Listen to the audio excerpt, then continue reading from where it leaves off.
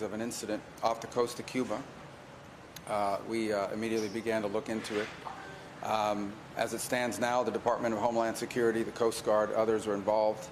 The majority of the information we still possess is what Cuban authorities are providing both the public and the U.S. government.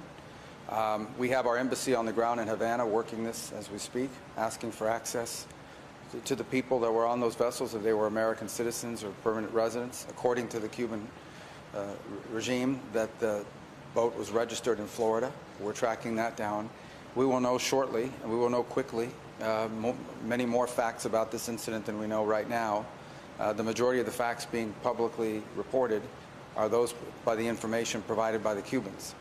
We will verify that independently, and as we gather more information, then we'll be prepared to respond accordingly. I'm not going to speculate. I'm not going to opine on what I don't yet know, but we're going to find out exactly what happened here, and then we'll respond accordingly. Any questions? Have you been in touch with anyone in Cuba, and what's your...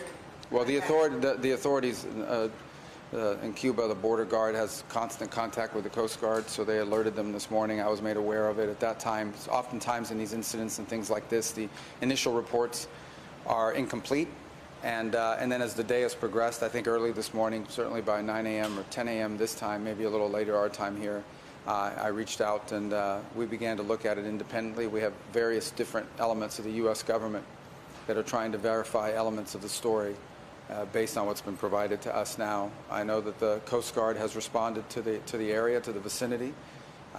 I'll need to get more fidelity and understanding from them once I get on the airplane about what exactly they're looking for. I don't know who has possession of the vessel, which is the first thing we would want to have.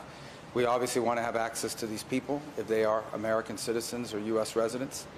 But I'm not going to speculate now, because right now still a lot of the information that's out there is information that's been provided by the Cubans. We are going to verify that information independently and reach our own conclusions. So this was not U.S. government personnel, there was no U.S. government operation happening? No. Have you spoken to any Cuban officials about this? No. We haven't spoken directly about this now. No, I'm not going to comment about any conversations we've had on this topic. Suffice it to say, what it's important to be out there and everyone needs to know is that we're going to have our own information on this, and we're going to figure out exactly what happened. And there are a number of things that could have happened here. But I'm not even going to, I was about to say, I'm not even going to speculate as to what it could have been. It's a wide range of things. But suffice it to say, it is highly unusual to see shootouts in open sea like that. It's not something that happens every day. It's something, frankly, that hasn't happened with Cuba in a very long time.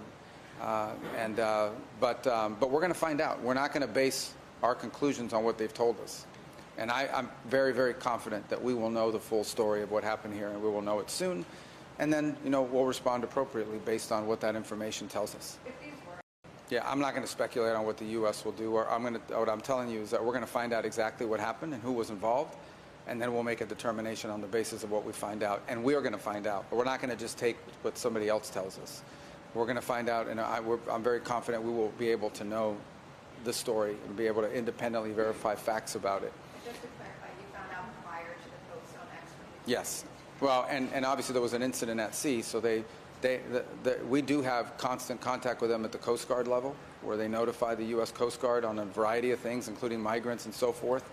That there's these mill-to-mill, I guess, Coast Guard to Coast Guard channels that exist. And this reporting early on was fragmentary about an incident, but not the details. They provided more details in the social media post they put out, as well as a notice they sent to the embassy, or from their embassy to the State Department. But in it is embedded all sorts of facts, or things that they claim to be facts, such as where the ship came from, where the boat came from, who was on it, what happened, and so forth. These are the things we're going to independently verify. And then, we'll present that to the policymakers in our country, including the president, and we'll make determinations based on the facts. Right now, we're still gathering facts. I have every reason to want our own information. Like, we don't generally make decisions in the United States on the basis of what the Cuban authorities are saying. Well, I mean, the status quo is unsustainable. We had a meeting there today with all the leaders of CARICOM, and it was one of the points I raised, and I think virtually everyone in the room agreed that today, Cuba's status quo is unacceptable. Cuba needs to change. It needs to change.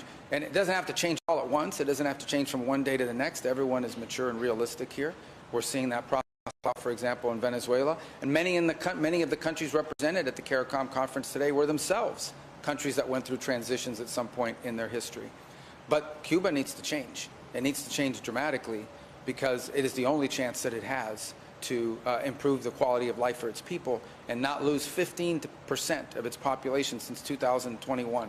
15% of the people of Cuba have left since 2021. That is not a system that's working. That's a system that's in collapse, and they need to make dramatic reforms.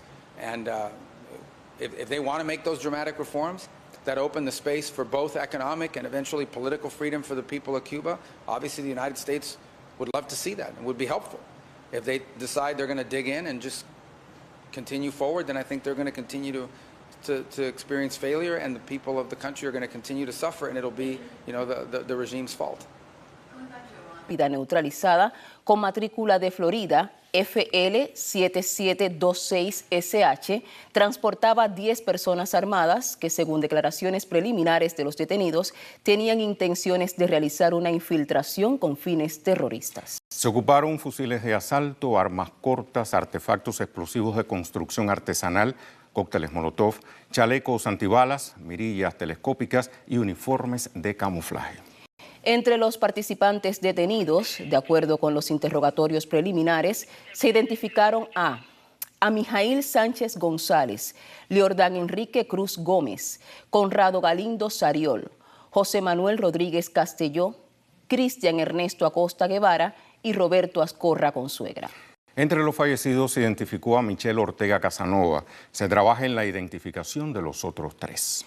Todos los participantes son cubanos residentes en los Estados Unidos, la mayoría de ellos con un historial conocido de actividad delictiva y violenta, incluidos a Mijail Sánchez González y Leordán Enrique Cruz Gómez, que aparecen en la lista nacional de personas y entidades que, en virtud de la resolución 1373 del Consejo de Seguridad de Naciones Unidas, del derecho internacional y del ordenamiento jurídico cubano, han sido sometidas a investigaciones penales y se encuentran buscadas por las autoridades cubanas a partir de su implicación en la promoción, planificación, organización, financiamiento, apoyo o comisión de acciones materializadas en el territorio nacional o en otros países en función de actos de terrorismo. Además, se procedió a la detención en el territorio nacional del ciudadano Duniel Hernández Santos, enviado desde los Estados Unidos para garantizar la recepción de la infiltración armada, quien en estos momentos se encuentra confeso de sus acciones.